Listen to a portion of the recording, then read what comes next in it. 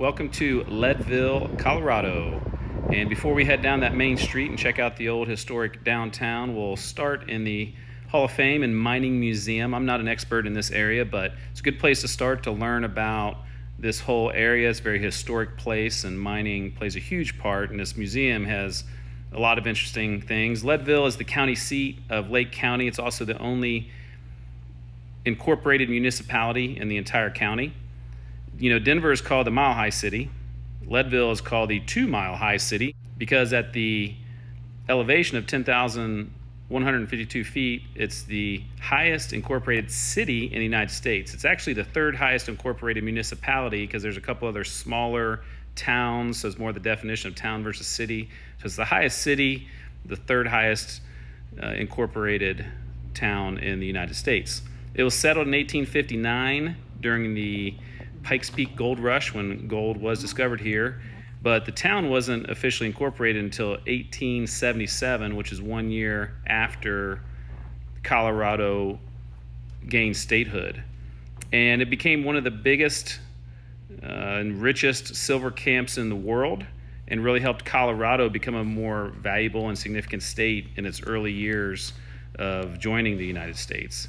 Had a Wild West history, a lot of scrupulous men. Obviously, whenever there's, a lot of money to be made, you can never know who you're going to attract. And there were all kinds of people as the population went to 15,000 in its early years, and really was one of the most significant and biggest cities in the entire state of Colorado.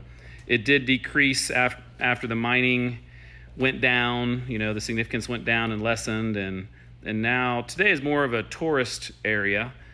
It still has some mines in the area and in the surrounding communities, but mostly the historic areas, and you can go on a tour of a lot of different places, including this museum. The museum is really interesting. They have places like this right here that are replicating a mine, and it's almost like a haunted house going through some of these places. And so they've done a really nice job. They tell a lot of history, and you have a little combination of things like this that are interesting to see versus seeing the actual different things that are mined here, and seeing the Hall of Fame. There's a mining Hall of Fame that earlier in the video here we were showing you. And so it's a good place for me to get started since, like I said, I don't know a ton about this kind of stuff, and this is my first time to Leadville.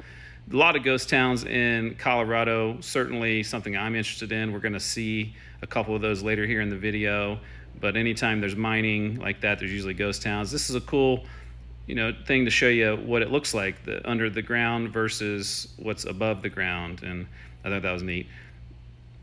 Right here is every state in the United States and what is mined. All 50 states have things that are mined, and so it shows the importance of mining. And you can go find your home state, and there's where I grew up, right there in Ohio. And here at the end, as I walk out, you start looking over the town, and it gives you a little map and description of all the different mining areas in the mining district here. You can look out and see where it was. And so let's get a little tour of the rest of Leadville.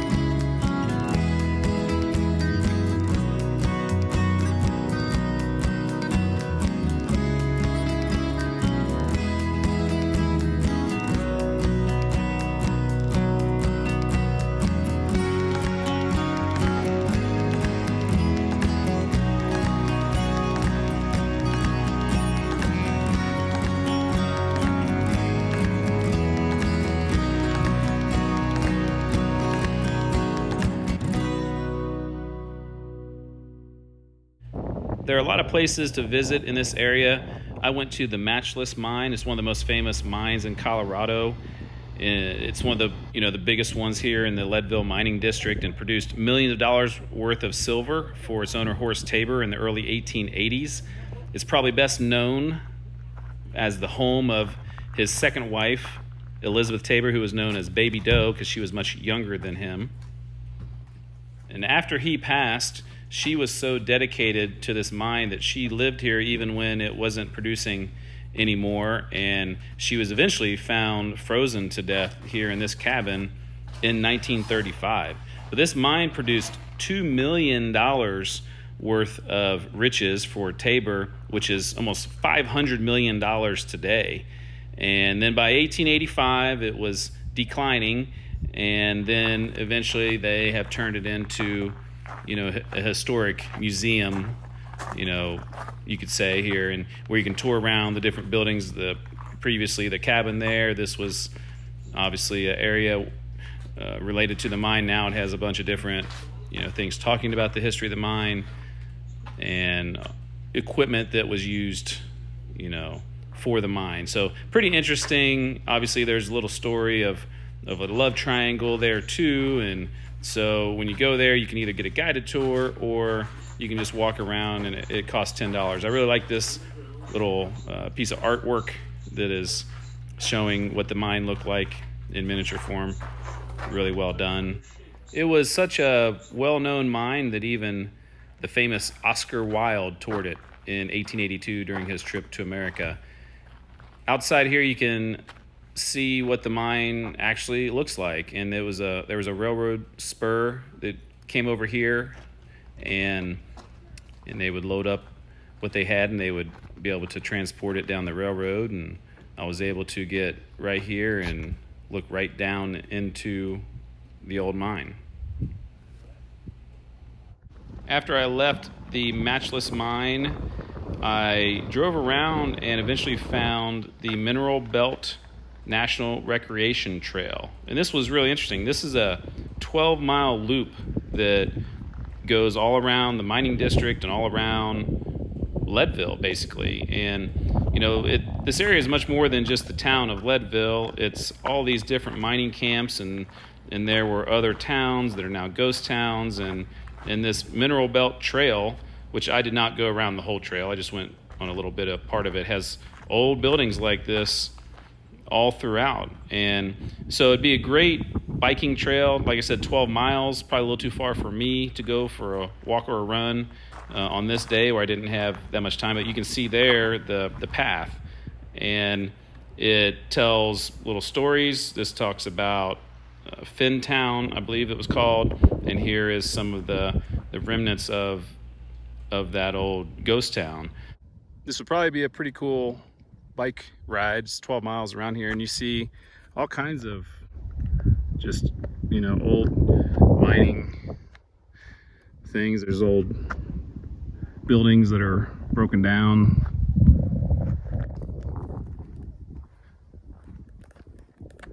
Just kind of everywhere you go, you see stuff from the mining history up here.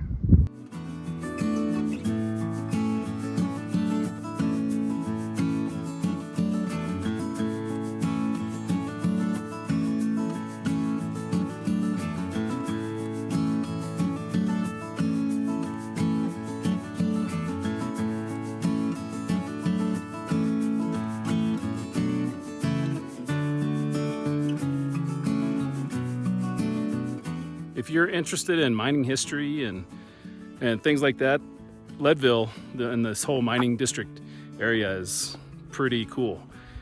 I'm not an expert in this stuff, but the ghost town stuff is interesting to me. All these mines that kind of popped up and then they died, but Leadville's still going. 2,600 people, a lot smaller than it used to be, but still a lot going on, and definitely a place worth visiting.